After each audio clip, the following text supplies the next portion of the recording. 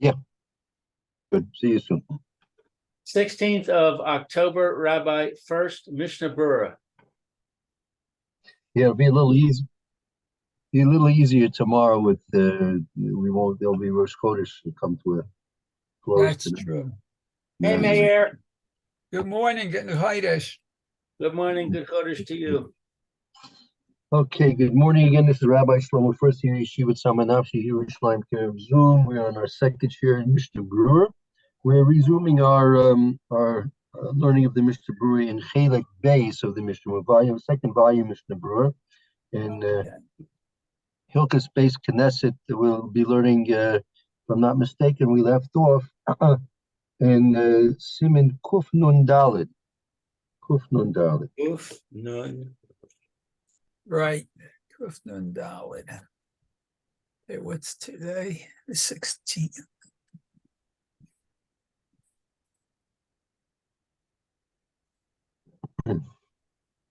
Okay. I guess, Mayor, if you would like to read, Lou had a chance the first year. You can do this one if you like. Okay, Kufnun Daled. I guess we'll start with Aleph. Right, Sif Aleph, correct. Okay, let's see what it has here. You found it, Lou? Kuf Nun Daled. Let's see. It's V'chava. I'm sorry. Yeah, Rachava? Chava Shelir. Yes. I got it. Rachva Shalia, the boulevard or the streets of the city. Oh, that's Rehov. Oh, you're right. Exactly right. Okay, so the streets of the city. Okay, so it says, Rachva Shel Ir, Af Al Pi Shemit Paulin Ba V'Ta'anit Ein Ba Mishum Kedusha. Okay, so what? Therefore, if they pray, I guess, in it on a fast day, Ein Ba Mishum, there is in it no Kedusha. You don't do the Kedusha? No, there's no intrinsic sanctity, holiness to the place. Oh, okay. So streets. Okay, so if they daven there, there is no sanctity. Why is it have to be davening on a fast day? Why doesn't it just say if they daven in the street, it's not holy? Because we don't daven in the street. We're part of the conditions of davening is you should be davening in a structure. You're not supposed to daven out under the open sky, right? Except for fast day. A fast day, they especially go out into the street because they want to make it public. They want people to, if they're calling a fast day, that means there's something very serious going on, either in Ruchnius or Gashmius or both. So they want it to be known publicly that this is a very serious, alarming situation, and so therefore it's not enough to simply daven in shul where you normally daven. So they actually take if I'm not mistaken, there's a whole in Mishnayos and Megillah, if I'm not mistaken, there's a whole, or Tainus, a little bit in Megillah as well. There's a whole structure of prayers that are made specifically for the times of fast. Actually, we'll get to it. That's it's close to Hilchos Tisha B'Av, the Hilchos Tanis, and what they're supposed to do. So there would be a whole procession. They would actually take out the Aaron and or the Sefer Torahs. And it was a very serious thing, and they would do this, and it would be a special place where they would have the gathering done in either some plaza or some type of a open area in the street. And so therefore, even though they would do this occasionally on these fast days, they, however, would not give the actual place any intrinsic kedusha. Now, I'm just thinking. I mean, for example, you have the by the Kaisel, right, by the Kosovo Marabi. So you have two sections there. You have the section which is closest to the coastal itself, which is sort of fenced off, and you have the Mechitza there, right? And that, if I'm not mistaken, that whole area has a halakhic status as a base Knesset. In the background of that, where people are walking in general, and there's not usually prayer services held in that area. I'm not sure if that's considered to be as a base Knesset, nor does it apparently have any special sanctity to it either. But I'm not sure. That's something which is easy to find out. You just have to call the right people to find out the areas of the koisel and what areas are considered to be more sanctified than others. And So- what about Rosh Hashanah? That's a What- fast day, but it's not a special fast day. Sorry, not Rosh Hashanah, Yom Kippur, I meant to say. Yeah, Yom Kippur, right? So that, I mean, also that. I mean, you don't that's a fast day because of what the Kodesh Baruch Hu wants us to do. So you don't go outside and daven either. You daven that's you daven inside in shul. That's a proper time to daven in shul, like you always do. But we don't go for this davening outside. So it's not supposed to be done. I mean, certainly Shmona Esrei. Shmona Esrei is supposed to be underneath not under open sky. We learned that all over. That's in Hey the Aleph.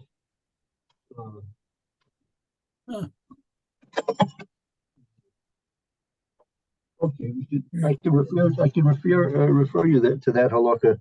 We'll get to that in Mitzvah. Let's continue on with the Mechaber. One second, I gotta get the phone. I'm sorry. Okay.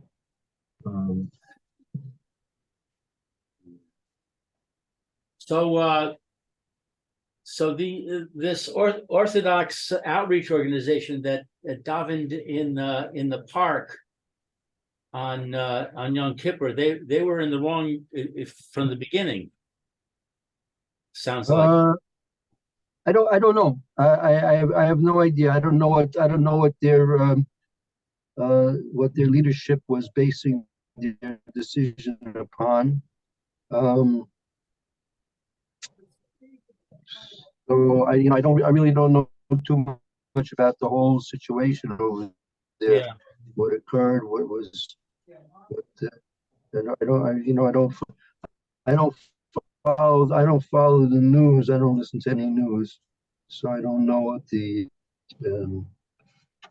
what attention was. I mean, I don't know if it was for the whole day. Well, they davened there at night too. They did what they slept out there. And I don't know what the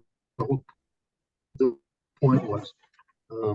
It could be that the justification was that it was outreach. Well, like they say, you could, you have to be careful. You don't just because you want to outreach to people doesn't mean you can. They have carte blanche to ignore halacha. Right. Right. You have to be cautious. You have to be cautious. The halakha is a halakha, but good reasons, and we don't always understand the full reasons. And you can't take it, the liberty to say, well, this is a permissible thing for the sake of, a certain time, is a life-threatening situation. There's certain liberties you can take with halacha, but we don't. Outreach is certainly not on that level of cautious. You have to be very cautious. Anytime you're dealing with halacha is there to be obeyed and to be adhered to, not to be ignored. And you always have to be very concerned if you're going to be ignoring the halacha, that there could be very serious consequences for it, whether you like it or not, whether you're justified or not. That's how the reforms started in Europe 200 years ago. All they wanted to do was change where the Shliach Tzibor stood, and all they wanted to do was change a little bit of this and a little bit of that, and they ostensibly had very good reasons to it. And then also they wanted to make it more appealing for the masses, and all these things, So they wanted to make it more appealing to the masses. So soon to Michal Shabbos is more appealing to the masses, and you don't keep Shabbos anymore either. It's once you start these things, there's no telling. It's like you're a little crack in the dam, and you don't know where it's going to lead to. Right. Yeah. We've done things for hundreds and thousands of years, and it's satisfactory for us up until now. So you start making changes, you're putting a crack in the dam. They're very, very dangerous. So yeah. Right. Let's continue on. Finish the macabre here. Okay, so let's see. Mipnei shehi arai. It's because it's temporary. I think you mentioned that already. Right. Okay, and then let's see. V'chein batim v'chatzerot shemitkabsin bahem lipalel b'achrai. Okay, and so houses and courtyards, I guess that they're combined in them to pray. I forget what ka'akrai is. That they gather, mekabsin, that they gather in them to pray, right? So Right. you have houses. Sometimes you have houses which are used upon occasion, or courtyards that are used to gather to pray, bakroy, from time to time. Oh, okay. Oh, I wonder. Meaning it's not used. It's not used. They're not used. They're not used regularly. Meaning that you have three. At this point, let me say we have three levels. We have something which is used continually, like that. That would be like a synagogue, a Beit Knesset or Beit Medrash. It's used continually for prayer. Then you have something which is used bakroy occasionally, right? At least occasionally, right? Mhm. And that sometimes they just used accidentally, or in times of specific needs, like like for the fast. Okay, so that's from time to time. Perush derech mikra, he's damein lo derech kaviyut. So he's just on the he's traveling, I guess. He's on the path. And it's not a kaviyut, a permanent, I guess, path. Right. What's bakroy? What's the explanation of akroy? Parish. That means derech mikra. It happens without any scheduled. It only happens upon by chance. Low derech kavias, without any schedule or any type of without any consistency. There's no right. Bakroy is inconsistently. It's used. They only use it inconsistently, or without any consistency. Okay, so this also, excuse me, Ein Bahem Shum Kedusha. This also is a place without holiness. Right. Okay, very good. Oh, okay. Let's see the Mishnah Berura. That's I don't know where it was, whether we were in the States or in Israel. We were camping. Yeah. And in the morning, we were able to get a minyan together, but we're out in the wilderness. So we didn't have any buildings to go to, or right. Right, the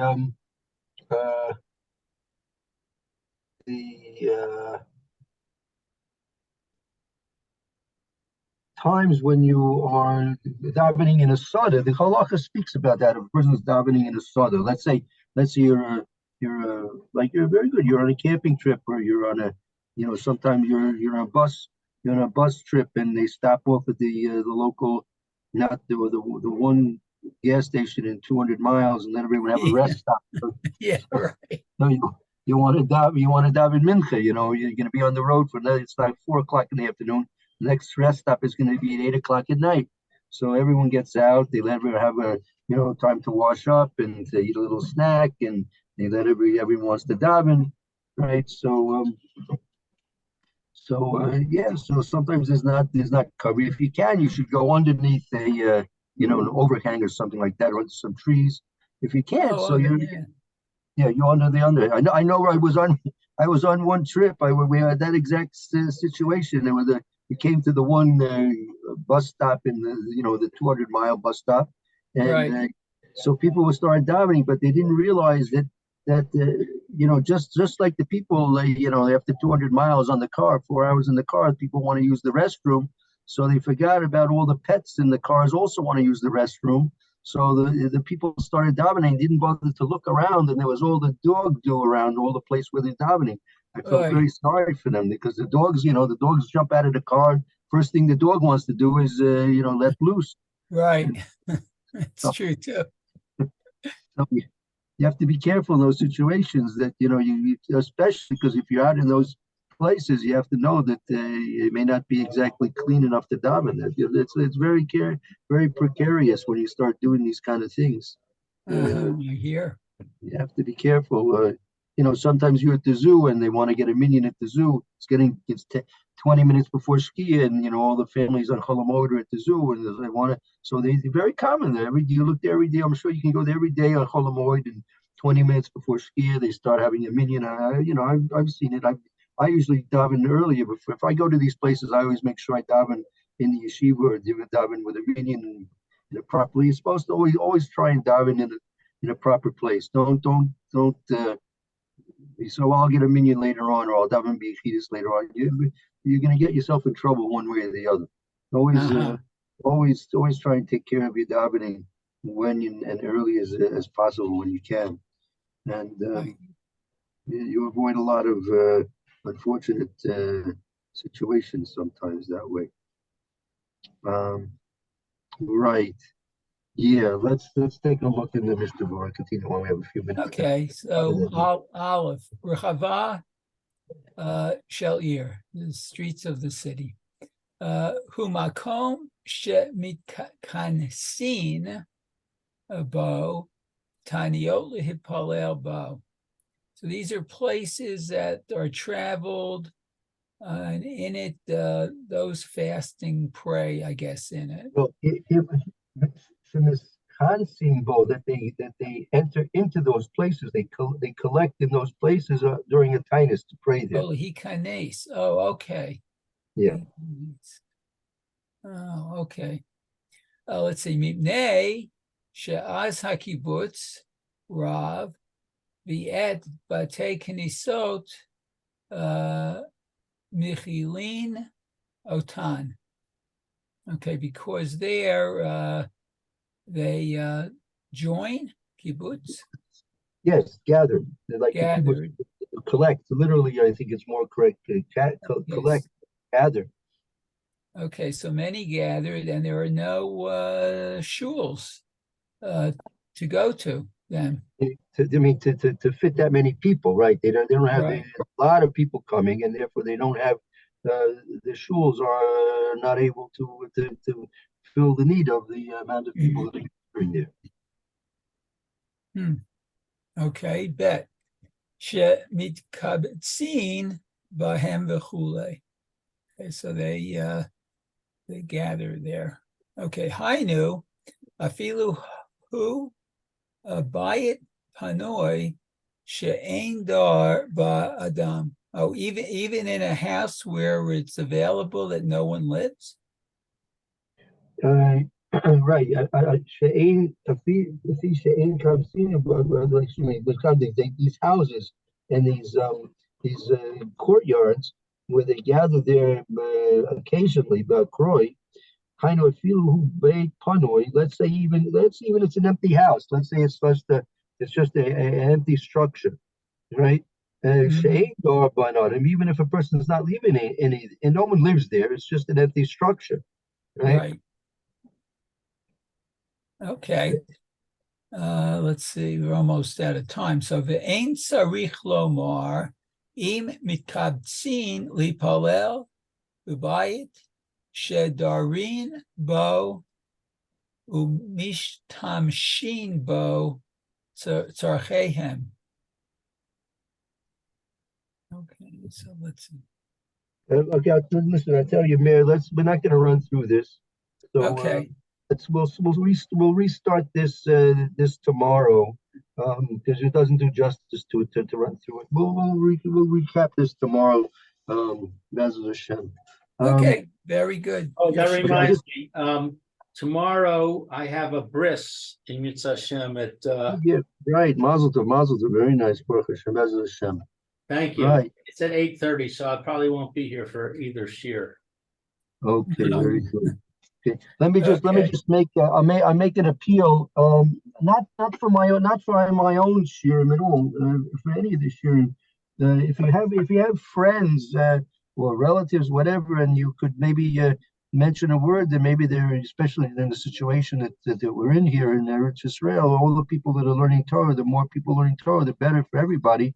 So maybe you could influence somebody to help to tune in to our shir. And I said, not necessarily my shir. If they want to go to Rabbi Levitt's shir or Rabbi Furman's shir, Rabbi London's shir, they're welcome to go in any shir they want. But if you're talking to somebody, you can mention, hey, maybe have a few minutes, and a half an hour here, half an hour there, to join us on Zoom. And you never know, maybe you could convince someone to join us, and that would be a big plus for everybody. That's a So good Yeah. point. It's a very good point. Okay. keep it in mind. You never know. You have a relative, a friend, an associate that you know, someone in shul that you talk to occasionally. You can invite him. And again, I'm not asking for my own share, anyone's share. You could go to anybody's share. You could go to a share another in shul or in the yeshiva or whatever. But you help people get closer to learning. That's a very big plus for yourself and for your family and for everybody as well. Okay. Very good.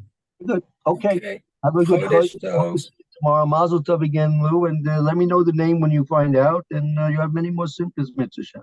Amen. Hey, thank you, Rabbi. Very Quite nice. welcome. Okay. Be well. Be well.